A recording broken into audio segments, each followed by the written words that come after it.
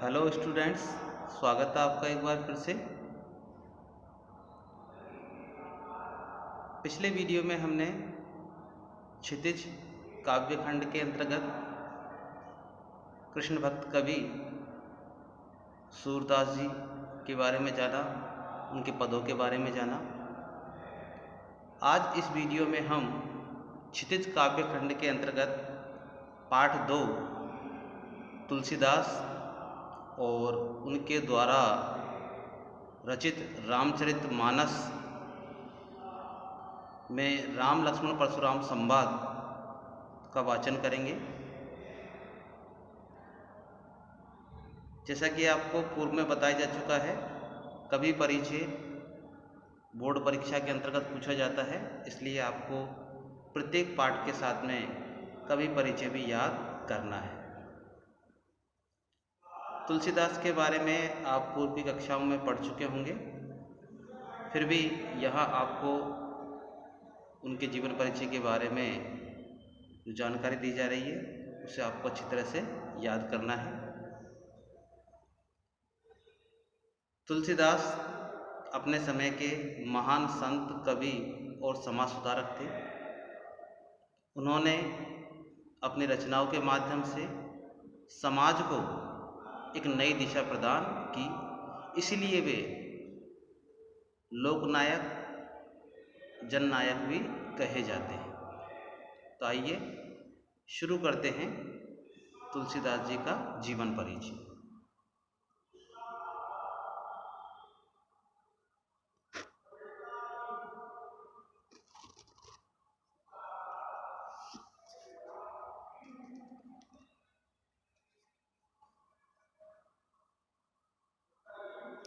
तो देखिए, महाकवि तुलसीदास जी का जन्म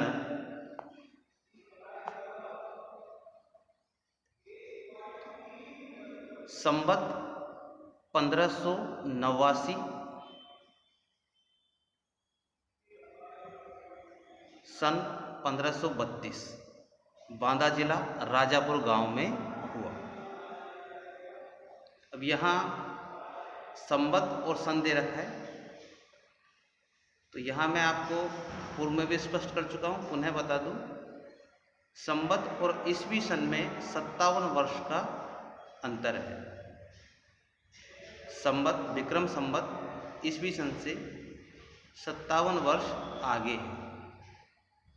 तो यदि आप कहीं भी आपको संवत या ईस्वी सन मिले तो भ्रमित होने की आवश्यकता नहीं है, दोनों ही अपनी जगह सही है। तो महाकवि तुलसीदास जी का जन्म 1589 विक्रम संवत सन 1532 बांदा जिला राजापुर गांव उत्तर प्रदेश में हुआ। इनके पिता का नाम आत्माराम,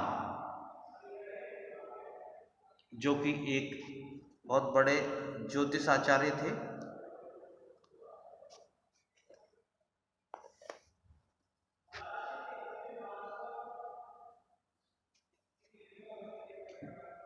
और माता का नाम हुलसी देवी। ये सरयू पारण ब्राह्मण थे। इनका जन्म एक अशुभ नक्षत्र में हुआ और जो इनका शारीरिक स्वरूप था वो भी बड़ा विचित्र था। इसी कारण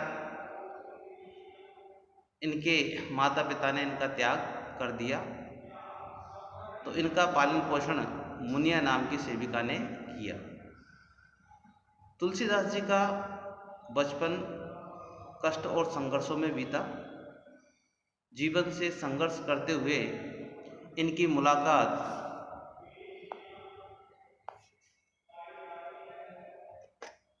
स्वामी नरहरि दास से हुई, जो इनके गुरु माने जाते हैं। स्वामी नरहरि दास ने इनको अपने पुत्र की तरह पाला और शिक्षित किया और इनका विवाह उस समय नगर सेठ की कन्या रत्नावली से किया।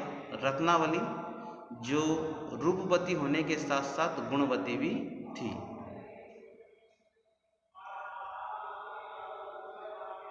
रत्नावली से इनका विवाह संबंध अधिक समय तक नहीं चला। इसका कारण ये बताया जाता है कि एक बार तुलसीदास रत्नावली के वियोग से काफ़ी दुखी थे। रत्नावली अपने पीहर में थी और इन्हें बड़े रत्नावली की याद आ रही थी।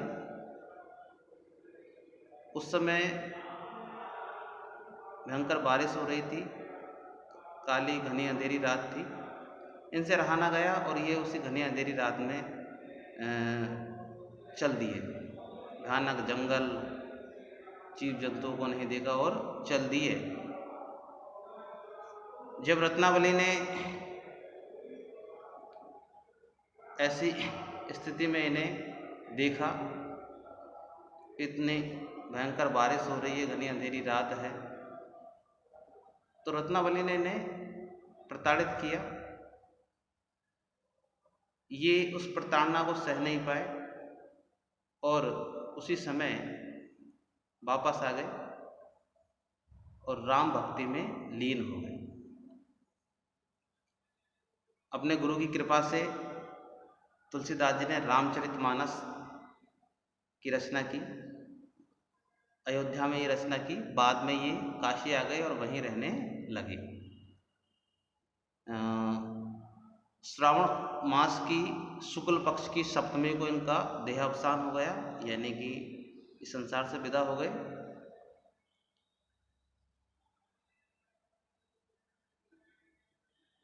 संवत जो है 1680 यानी कि 1623 में, यदि हम 1680 में से 57 घटाते हैं तो 1623 आता है। तो विक्रम संवत 1680 और ईस्वी सन 1623 में ये दिवंगत हो गए। इनका साहित्यिक परिचय निम्न प्रकार है। तुलसीदास राम भक्त कवि थे। इनकी जो भक्ति थी दास्य भाव की थी, जबकि सूरदास की जो भक्ति थी वो सखा भाव की थी।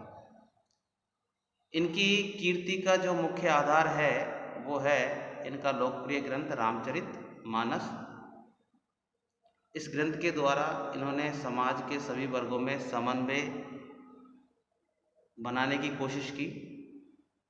भगवान राम के जीवन चरित्र से लोगों को एक नया मार्ग दिखाया। तुलसीदास जी की जो सभी रचनाएं हैं वो अवधी और ब्रज दोनों भाषाओं में, क्योंकि उस समय अवधी और ब्रज दोनों ही भाषा प्रचलित थी। इनकी जो प्रमुख रचनाएं हैं वो निम्न प्रकार है।